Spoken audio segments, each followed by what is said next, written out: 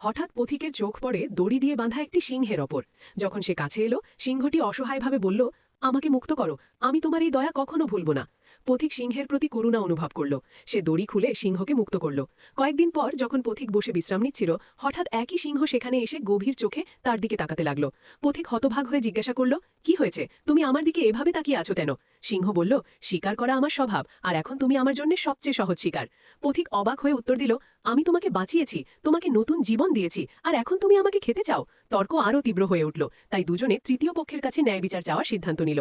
পথে তারা একটি উটের সাথে দেখা করে এবং তাকে পুরো ঘটনাটি বর্ণনা করল।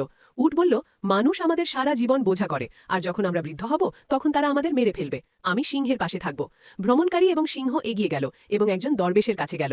দরবেশ পুরো ঘটনাটি শুনল এবং তারপর শান্তভাবে বলল, আমি তখনই সিদ্ধান্ত নেব যখন তুমি পুরো ঘটনাটি ঠিক যেভাবে ঘটেছিল ঠিক সেভাবেই পুনরায় অভিনয় করবে। তাই ভ্রমণকারী সিংহটিকে আবার দড়ি দিয়ে বেঁধে দিল, ঠিক যেমনটি তাকে আগে বেঁধে রাখা হয়েছিল। দরবেশ হেসে বলল, সিদ্ধান্ত নেওয়া হয়েছে, সর্বত্র দয়া অনুশীলন করা হয় না, এবং যে একবার মুক্ত হয়ে গেলে কামড় দিতে শুরু করে তাকে আবার বেঁধে ফেলা বুদ্ধিমানের কাজ।